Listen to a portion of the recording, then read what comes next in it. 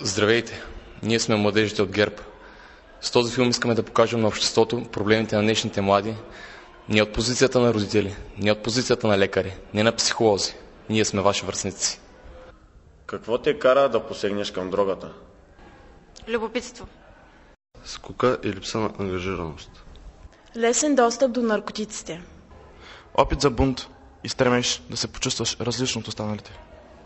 Бягство от действителността и невъзможност да се справиш с проблемите. Влияние на околните, натиск на окружението ти. Стремеж да си независим. Отекчение и апатия. Мода. Човек може да живее добре и без употребата на наркотици. Пред теб има много алтернативи. Някои ще изберат спорта. Плуване. Футбол. Баскетбол. Волейбол. Бойни изкуства. Фитнес. Тенис. Други изкуствата. Музика. Танци. Пеене. Рисуване. Трети – компютрите. Има толкова много занимания, които могат да ви донесат наслада, но не правете грешката, защото тя е страшна.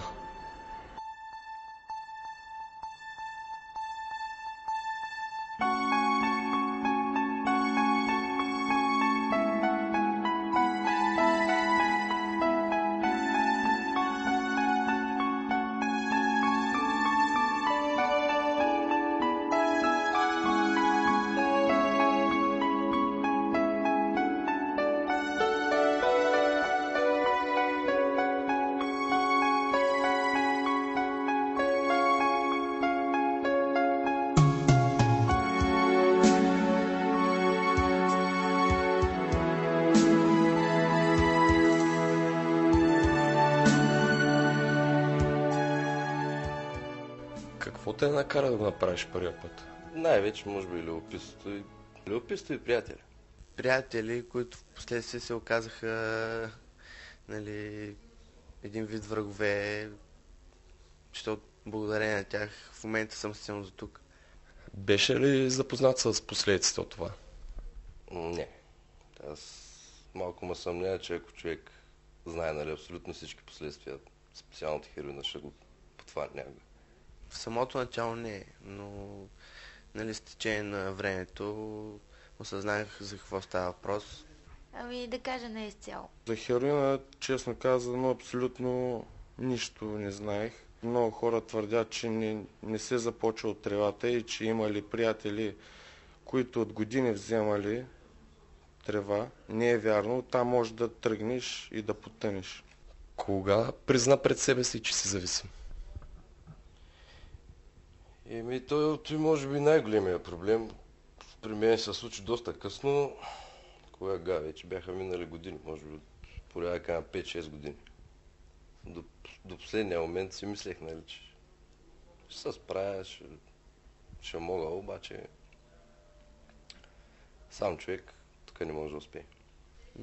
Когато вече самият ми организъм започна да се нуждае от самите наркотици, и просто трябваше да си ги набавям, за да се чувствам добре физически и психически. Пред себе си кога признах?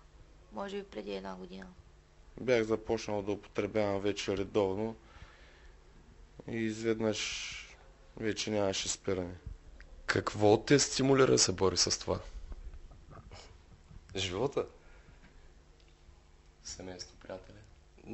Живота като цялото сега живота, т.е. сам човек не живее, има семейство, има приятели. Един ден се надявам аз да имам мое собствено семейство, а с тези работи няма как да стане. Живота навън, защото живота е много по-хубав без тия неща, осъзнавах това нещо. Имам много планове за бъдеще, които вярвам в себе си. Ако не си помогна аз, никой друг не може да ми помогне. Каква е ролята на семейството? Има ли изобщо някакво значение, за да се избегне това? Ролята на семейството е много голяма. Специално за да се избегне и не мога да кажа, защото познавам хора и с добри семейства, които също са зависими. Познавам хора и с лоши семейства. Сега за започването причината може да е в много работи. Но специално за след това вече Семейството дава много голяма подкрепа. Ролята на родителя може би е още в самото начало, нали, да се грижат по-добре за децата си, да отделят повече внимание на тях, да са по-обичливи, нали, за да няма конфликти между тях и самите деца, нали, да не търсят тая родителска обич на улицата, нали, сред тия неподходящи хора. Абсолютно, ролята на родителя е много важна, определяща. Единственият близък човек, който би могъл безрезервно да ти помогне и винаги ще се отзове. Никога няма да те остави. Ще иска винаги най-доброто за детето си. Родителя, ако не е запознат с употребата на наркотици, просто няма как да спре детето си. Какво би направил, ако разбереш, че твой най-добър приятел е посегнал към наркотиците? Може би бих се опитал да го спра, но просто при наркотиците, колкото е ти добър приятел, каквито и чувства имаш към него, то човек, ако сам не иска да си помогне, ти нищо не мога да направиш. Просто доскоро нямах приятели, които да не употребяват.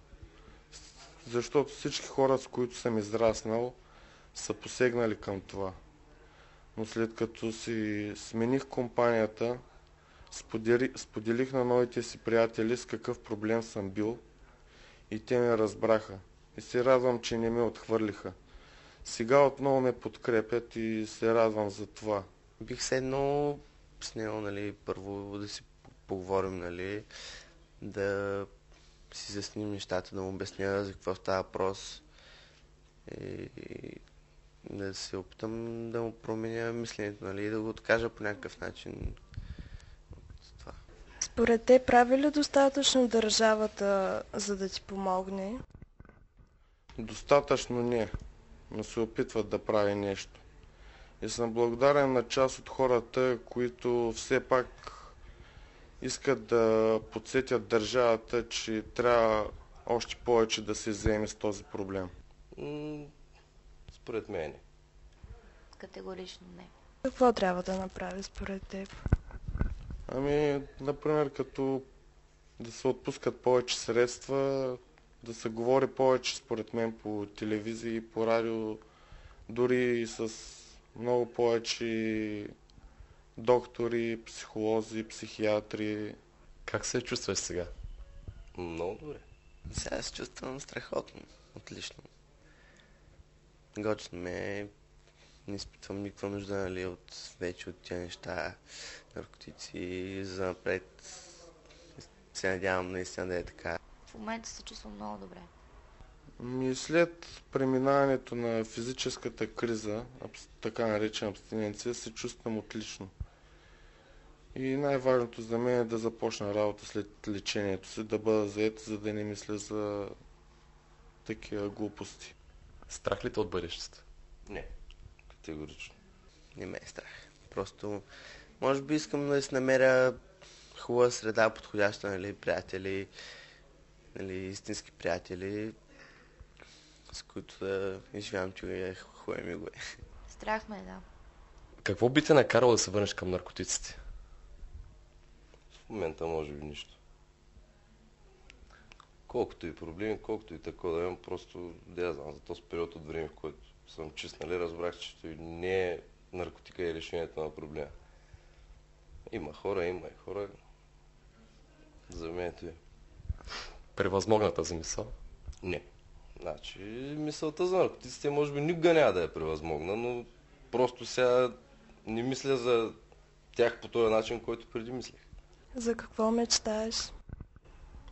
Мечтая за нормален живот с истинско семейство и много деца. Един ден и аз мога да се направя семейство и да мога да ги издържам, да ги гледам както трябва. Мислиш ли, че ако имаш деца, ще успееш да ги предпазиш? Има ли сигурен начин? Не. Сигурен начин да ги предпазиш няма, ама поне от опита, който имам, съм почти сигурен, че ако започна, ще ги хвана на време. По какви признаци можеш да познаеш, че един човек е започнал да употребява дрога? Значи, първо, ако познаваш човека от дълго време, нали, знаеш по обичайното му настроение, по външен вид, и иначе първото, което и той почва сам да се отчуждава от средата, в която е израснал или се събира, да речем. Второто, то просто външния вид, като му погледнеш, значи специално за хероина, просто в очите, като го погледнеш, веднага му разбереш за какво става дума. Зениците стават много малки, самия вид на човека е отпаднал и вече в зависимост от количеството на приема, то е абсолютно нормално и да заспи както си. Какво е твоето послание към родителите? Към всеки един родител, на всеки един родител бих казал, ако усети, нали, че детето му е започнало да употребява наркотични вещества, да не се притеснява, да започне да се бори с всички сили. Разговорите, ако не помагат, вече при психиатри, да не спират да се борят и до край. Дори да има рецидиви, да не спират. Никога. Те са им единствени и предполагам, че на много родители, ако се получат рецидиви, вдигат ръце от децата си, просто да не спират. Всичко трябва да бъде направено до край. Лесно ли е да се намери в града ни наркотик? Много. Много лесно. Значи, може би, то сега и с технологии, дето навляха, мобилни телефони и такива. Е много лесно. Абсолютно лесно. Ако можеш да върнеш времето назад, би ли променил нещо и какво би било то? Ами, ако можех наистина да го върна, наистина бих променила много неща. Като за начало, никога, абсолютно никога не бих приела абсолютно никакъв вид наркотик. Но тъй като не мога да го направя, предпочитам да гледам само напред. На времето исках да бъда газе, както се изразява нашето поколение, или гангстер. Ако можеш да се върне времето назад, може би това бих променил, да не се мъча да ставам такъв. Защото вече разбрах къде отиват тези хора, които преди малко споменах, гангстерите. Можех да върна времето назад, нали, никога нямаше да опитам от всякакъв вид наркотици, даже, нали, марихуана, защото, нали, в последствие осъзнах, че това е адски глупо, нали, не трябва да се стига до там. Какво ще кажеш на младите хора? Освен да му посягат към абсолютно никакви наркотици, при всички случаи посегнат ли, случката ще се сложи край. Да не посягат никога към наркотиците, към наркотични вещества, да си живеят живота, защото живота е хубав, нали, много хубави неща има, които могат да видят и да я преживеят, да почувстват без тия работи. Ами да вярват в себе си и да знаят, че няма нищо по-силно от теб самия. Да се борят за това, което искат да постигнат и в никакъв случай да не посягат към наркотици, защото това като първи път няма зависимост, не съществува. Това не е вярно. На младите хора мога да кажа, че това е един изкуствен живот, който от ден на ден, без да разберат, потъват в една дупка, омагьосан кръг, може би. И тая омагьосана дупка няма дъно. Ако им се случи нещо такова, да не се страхуват, да споделят този проблем с родителите си, за да може да се предотврати проблема, и то от специалисти. Искам да им кажа също да не загърбват близките си хора. Те винаги ще им помагат. С тях ще имат истинска опора. Искам да им кажа също да се придържат към вярата, да се придържат към надеждата, да се придържат към любовта, към семейството, към мечтите си, към това, което са. Според тебе трябва ли да се увеличат наказанията и законите да се променят за тези, които разпространяват дрога. Да, твърдо. Значи за мен продажбата на дрога е направо опит за убийство. Те трябва да се, според мен, по този закон трябва да ги съдят като убийци.